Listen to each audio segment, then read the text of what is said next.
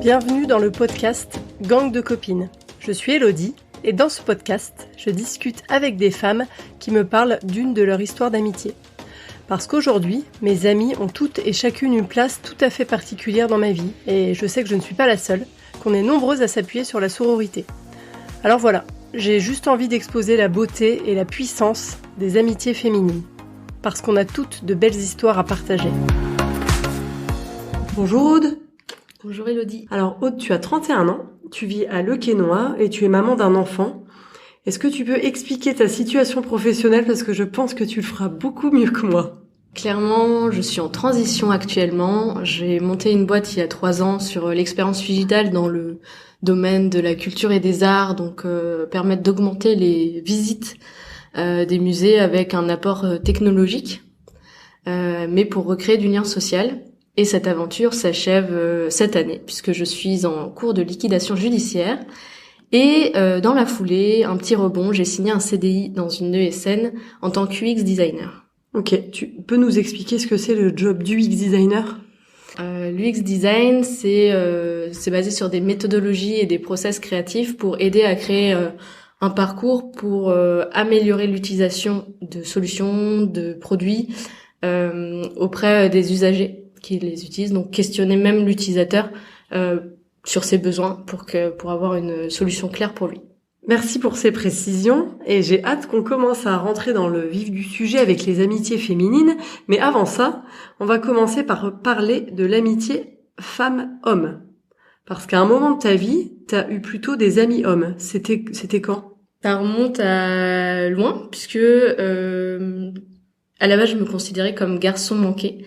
Et je trouvais plus facile de côtoyer des hommes, d'être entourée de mecs, malgré le fait que mes études finalement étaient plutôt des études d'art et de design, donc il y avait plus de femmes que d'hommes, mais je faisais beaucoup de sport en compétition, de l'athlétisme, du triathlon, et dans ces milieux-là, il y a plus d'hommes actuellement, et donc je me liais plus d'amitié avec des mecs. Et qu'est-ce qui était plus facile avec eux pour toi, à ton avis ?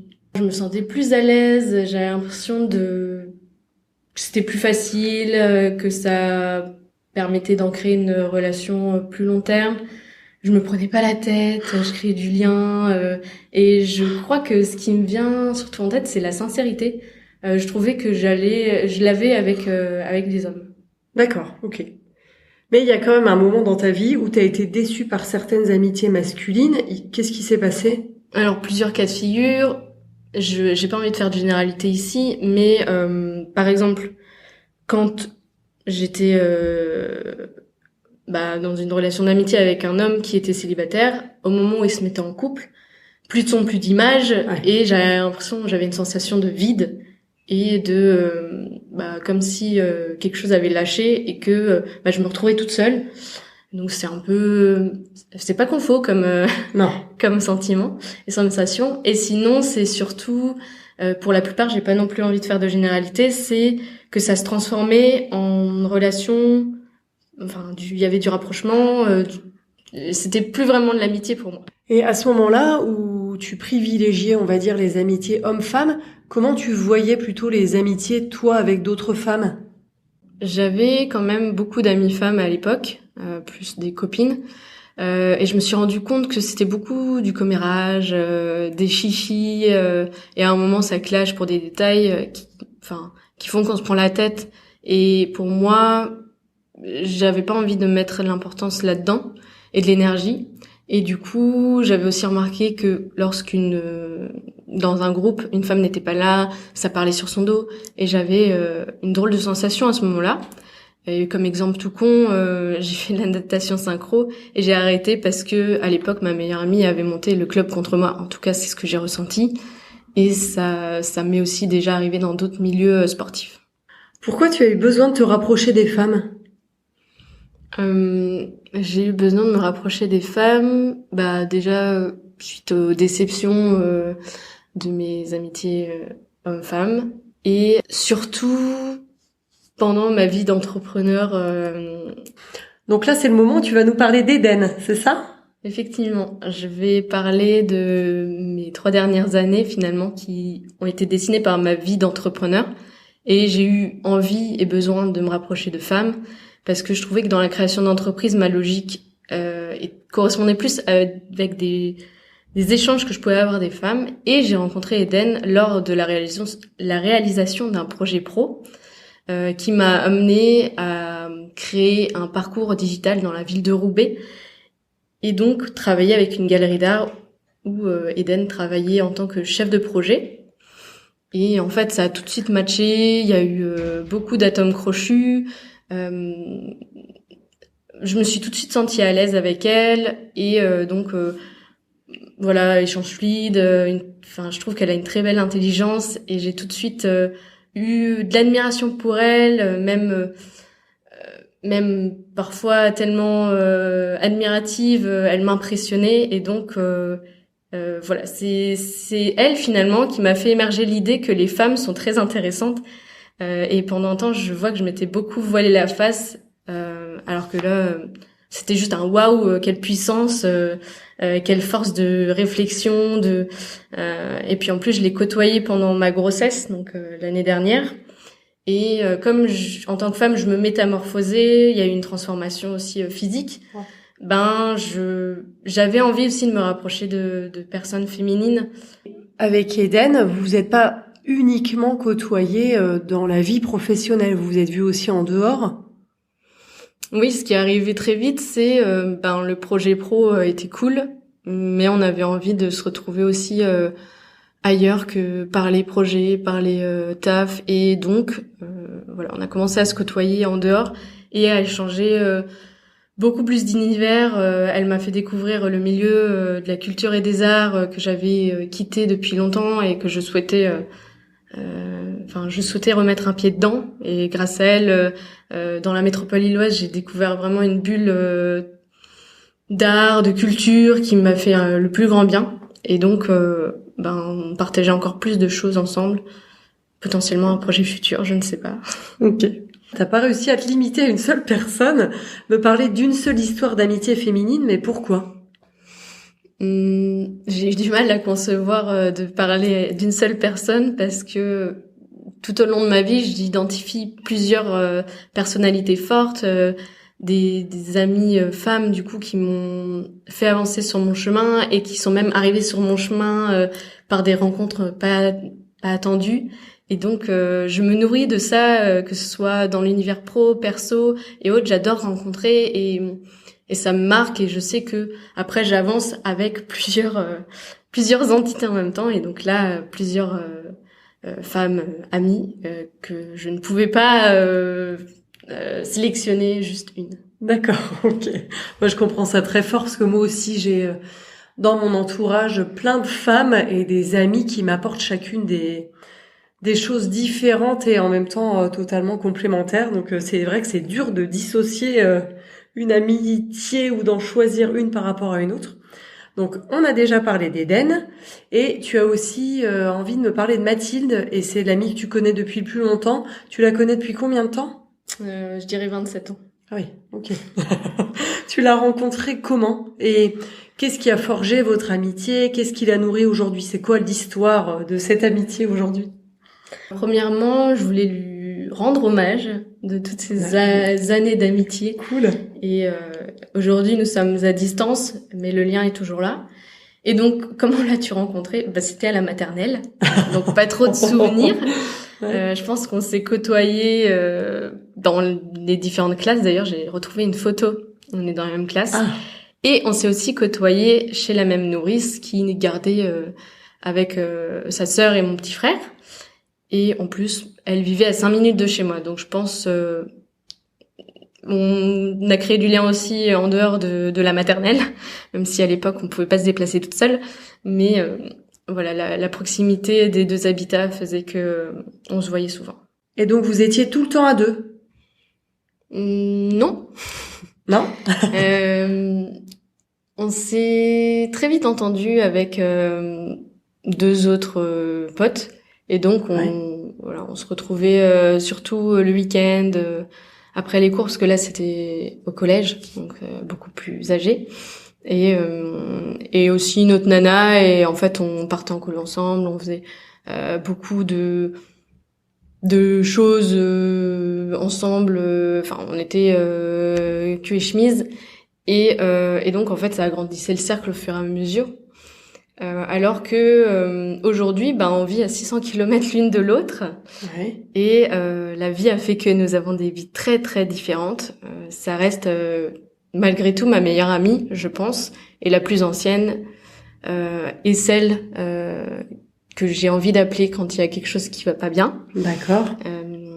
Et en plus, je parle ouvertement de tout, donc voilà. Quand tu dis que vous avez pas les mêmes vies, ou vous avez deux vies opposées, tu peux nous donner quelques exemples en ce moment? Comment ça se passe pour toi? Comment ça se passe pour elle? Le plus gros chamboulement, je pense, ça a été la naissance de mon fils l'hiver dernier, où clairement ça change une vie, ça change même une relation, mais ça n'a pas changé forcément le lien avec Mathilde, qui ne partage pas du tout l'aspect d'être maman. Elle est plutôt en reconstruction, et donc elle expérimente beaucoup actuellement. Elle fait beaucoup la fête, etc. Et donc, malgré ces deux vies complètement opposées, on se retrouve parce que on en parle, et l'une apporte des conseils à l'autre, et donc ça permet justement de continuer nos questionnements respectifs et d'avancer, même si le chemin diffère complètement.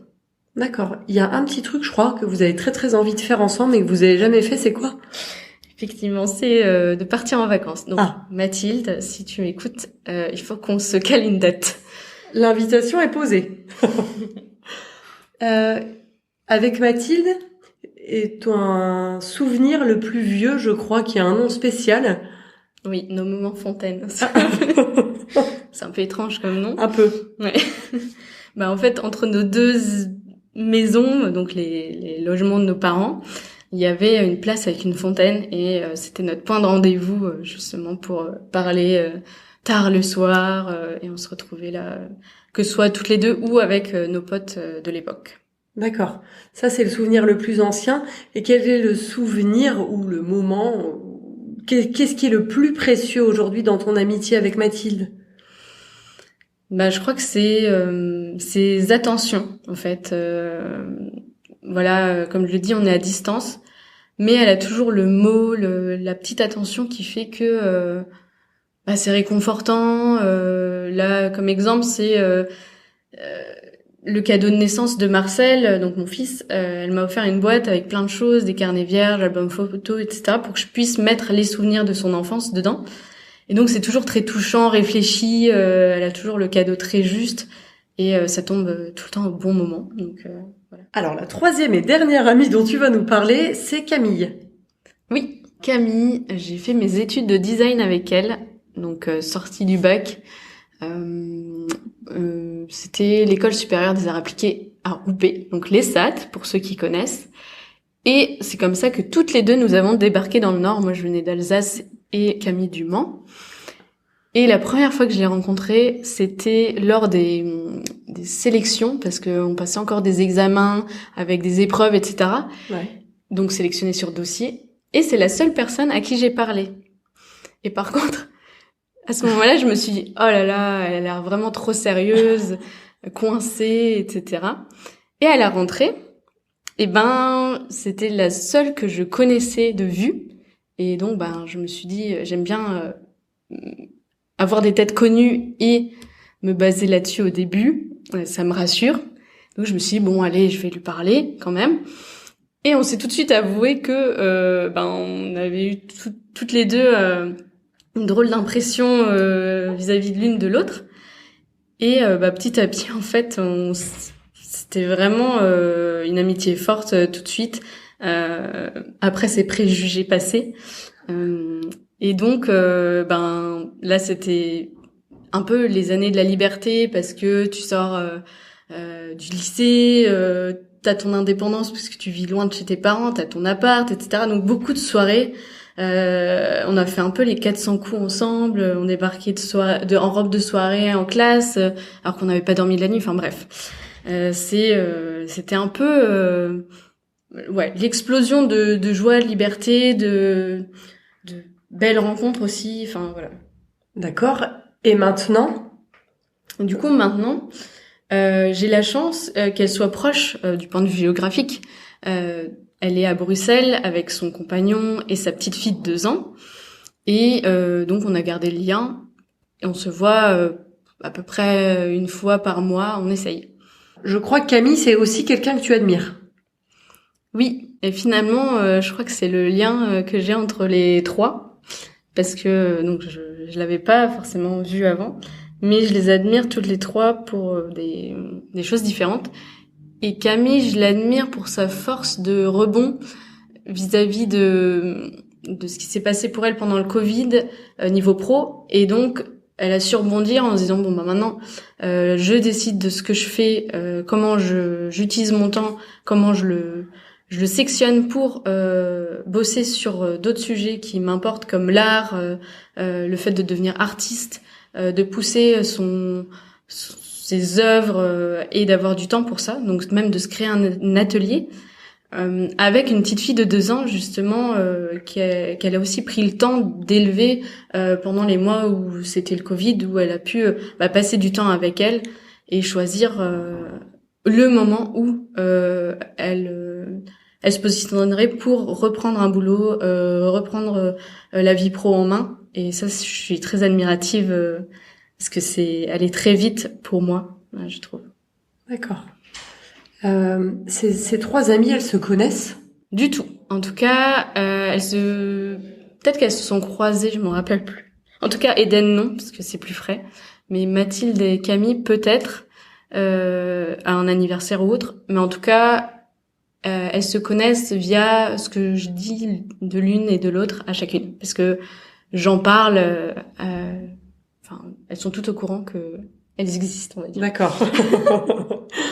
Et avec chacune de ces 3 amies, est-ce que tu as déjà identifié des sujets, des sujets sur lesquels vous n'êtes pas d'accord ou sur lesquels vous avez des opinions divergentes? Pas à ma connaissance. Déjà de 1, moi je pense que je vis trop dans le monde des bisounours. Donc soit je m'adapte et je fais avec pour pas amener des tensions ou du conflit. Ou soit, en fait, tout simplement, les nanas avec qui j'ai eu des conflits ou des opinions trop divergentes, je me suis éloignée d'elles à un moment et donc ne font plus partie de mon cercle. Là, il peut y avoir des points de vue différents, mais ça, justement, ça nourrit les échanges qu'on a et ça fait émerger des belles choses, même si le sujet qu'on aborde n'est pas connu de la personne en face. Donc, si Mathilde, Camille ou Eden ne comprennent pas forcément le sujet que j'amène ou elle ne le partage pas, c'est pas pour autant que ça va être un mur en face à qui je parle. Il va plutôt y avoir des bons conseils, du questionnement sur elle me questionne moi, de comment je me sens, etc., pour voir comment avancer et pouvoir partager toujours plus dans la vie de tous les jours. Et donc en fait je pense que avec ces 3 nanas, je suis vraiment moi-même et je sais que je peux parler de tout sans jugement en face, sans avoir peur de choquer. On arrive à la fin de cet épisode, mais je crois que t'as pas du tout envie qu'on s'arrête là.